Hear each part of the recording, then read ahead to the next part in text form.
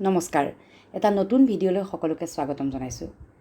শেহতীয়াকৈ ভাৰত পাকিস্তান বাংলাদেশ আৰু চীন এই চাৰিখন দেশৰ ভূ ৰাজনীতিয়ে সকলোৰে দৃষ্টি আকৰ্ষণ কৰিছে জম্মু কাশ্মীৰৰ পেহেলগামত সন্ত্ৰাসবাদীৰ আক্ৰমণ পাকিস্তানৰ ভূমিত ভাৰতৰ অপাৰেশ্যন সিন্দুৰ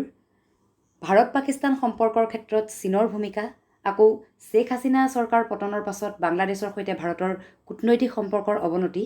এই ঘটনাৱলীৰ মাজত শেহতীয়াকৈ চৰ্চালৈ অহা বিষয়টো হৈছে চিকেন স্নেক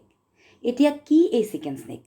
অথবা এই চিকেন স্নেকনো আমাৰ বাবে কিয় গুৰুত্বপূৰ্ণ বা চিকেন স্নেক কিয় চৰ্চালৈ আহিছে সেই বিষয়ে আলোচনা কৰিবলৈ লৈছোঁ এই ভিডিঅ'টোত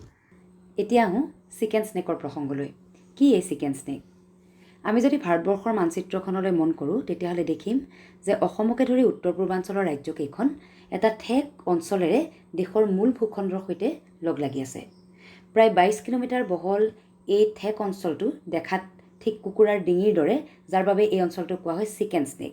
আৰু চিকেন স্নেক খ্যাত এই অঞ্চলটো হৈছে শিলিগুৰি কৰিডৰ এই শিলিগুৰি কৰিডৰে অসম অৰুণাচল প্ৰদেশ মণিপুৰ মেঘালয় মিজোৰাম নাগালেণ্ড ত্ৰিপুৰা আৰু ছিকিম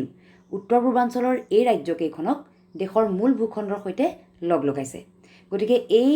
অঞ্চলটো এই শিলিগুৰি কৰিডৰ বা চিকেন স্নেকটো আমাৰ উত্তৰ পূৰ্বাঞ্চলৰ লোকসকলৰ বাবে অতি গুৰুত্বপূৰ্ণ আমাৰ আয়ুস ৰেখা বুলি ইয়াক কোৱা হয় আৰু লগতে দেশৰ সাৰ্বভৌমত্ব অখণ্ডতা সুৰক্ষা নিৰাপত্তাৰ স্বাৰ্থতো এই অঞ্চলটো এটা অতি গুৰুত্বপূৰ্ণ আৰু স্পৰ্শকাতৰ অঞ্চল হিচাপে বিবেচিত হৈ আহিছে 1962 চনত যেতিয়া চীন ভাৰতৰ যুদ্ধ হৈছিল সেই সময়ত চীনে প্ৰত্যক্ষভাৱে এই শিলিগুৰি কৰিডৰটো আক্ৰমণ কৰা নাছিল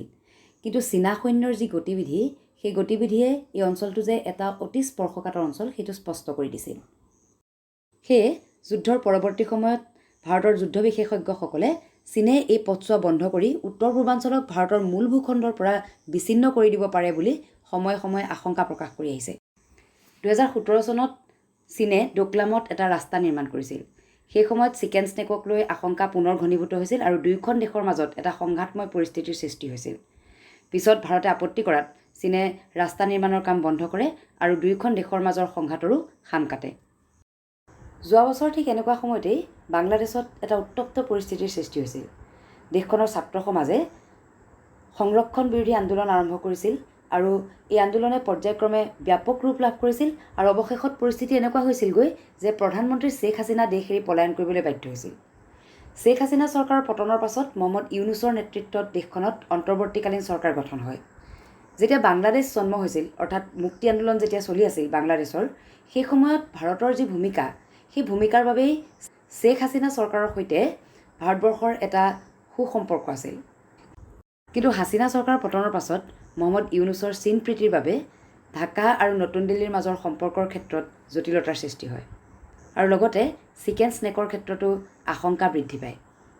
যোৱা মাৰ্চ মাহত মহম্মদ ইউনুছে চীন ভ্ৰমণ কৰিছিল আৰু চীন ভ্ৰমণকালত তেওঁ এটা বিতৰ্কিত মন্তব্য কৰিলে তেওঁ ভাৰতৰ উত্তৰ পূৰ্বাঞ্চলৰ ৰাজ্যসমূহক লেণ্ডলকড অৰ্থাৎ বিদেশী ভূমিৰে আগুৰা বুলি ক'লে আৰু ক'লে যে এই উত্তৰ পূৰ্বাঞ্চলৰ যি ভূখণ্ড এই ভূখণ্ডটোৰ সমুদ্ৰ প্ৰৱেশৰ ৰক্ষক বাংলাদেশ তেওঁ লগতে ইয়াৰ দ্বাৰা চীনৰ অৰ্থনৈতিক সম্প্ৰসাৰণৰ পথ প্ৰশস্ত হ'ব বুলিও মন্তব্য কৰিছিল ইপিনে যোৱা 22 এপ্ৰিলত জম্মু কাশ্মীৰৰ পেহেলগামত সন্ত্ৰাসবাদীয়ে পৰ্যটকৰ ওপৰত বৰ্বৰভাৱে আক্ৰমণ চলায় ইয়াৰ প্ৰত্যুত্তৰত ভাৰতে পাকিস্তানত থকা সন্ত্ৰাসবাদীৰ ঘাটিত আক্ৰমণৰ উদ্দেশ্যে অপাৰেশ্যন সিন্দুৰ আৰম্ভ কৰে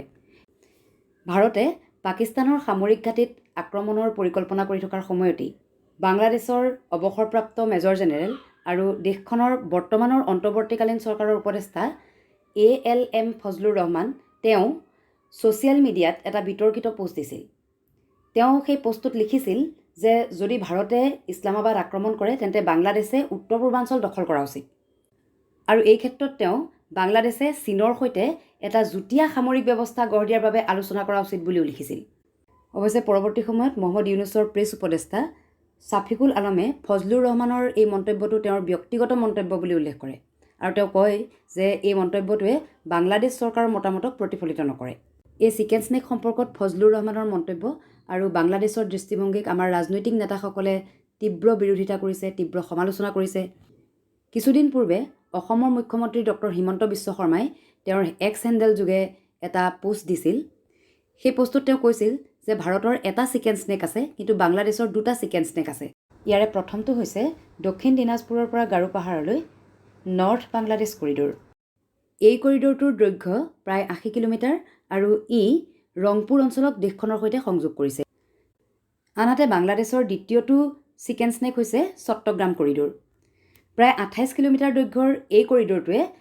দক্ষিণ ত্ৰিপুৰাক বংগোপসাগৰৰ সৈতে সংযোগ কৰিছে। এই চট্টগ্ৰাম কৰিডৰটো দেশখনৰ বাবে অতি গুৰুত্বপূৰ্ণ, কিয়নো এই কৰিডৰটোৱেই দেশখনৰ অৰ্থনৈতিক ৰাজধানী চট্টগ্ৰাম আৰু ৰাজনৈতিক ৰাজধানী ঢাকা এই দুখন ঠাইৰ মাজৰ একমাত্ৰ যোগাযোগ। ডক্টৰ হিমন্ত বিশ্ব শৰ্মাই বাংলাদেশৰ এই চিকেন স্নেক দুটাৰ কথা উল্লেখ কৰোঁতে তেওঁ এটা কথা লিখিছিল যে এইটো এটা জিঅ'গ্ৰাফিকেল ফেক্ট। সি যি কি নহওক, মুখ্যমন্ত্ৰীগৰাকীৰ এই মন্তব্য দেশজুৰি চৰ্চিত হৈছে। শিলিগুৰি কৰিডৰক লৈ সৃষ্টি হোৱা এই বৰ্ধিত আশংকাৰ প্ৰতি লক্ষ্য ৰাখি ভাৰতেও বাংলাদেশৰ এই দুটা চিকেন স্নেকক লৈ পৰৱৰ্তী ৰণকৌশল প্ৰস্তুত কৰিব পাৰে।